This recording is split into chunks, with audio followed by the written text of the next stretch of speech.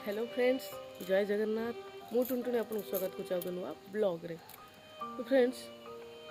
गोटे जिनस के आप देखी ना कि आम मान भर किए भी जड़े जदि आम मरी जाऊे ना तो आमर निजर लोक जी कि सबुठ निजर लोक जी होता ना से ही आमको नहीं जाती आमर पार्थिव शरीर में निआ लगे जलैया कि दाह करने की से निज लोक ही जी कि जलैक आसला सांगे सांगे घरे से स्नान करने को जाती ताकि से एनर्जी सहित से घर को पछे पछे न आसी जाऊ।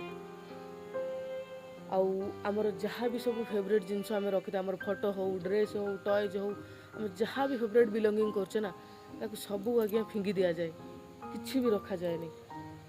किंतु आमर ज्वेलरी आम रखि टंका पैसा ना से सब जिनस केबे भी फिंगा जाए। इवन आम गला बेलू जदि आम हाथ में गोटे तंबार भी रिंग थाए ताकू भी काढ़ी दि जाए तो समय कौटी ना कौटी लगुच जो कि से फैमिली लोक आम गुरुत्वपूर्ण नुह आम पाखे थिबा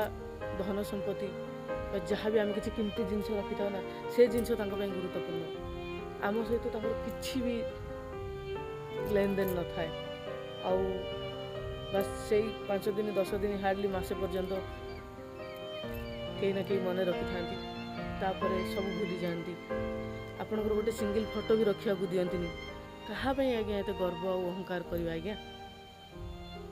आसीचे एका जीवा भी एका भले रुहतु सुस्थ रुहतु भगवान का नाम जपंतु। जय जगन्नाथ।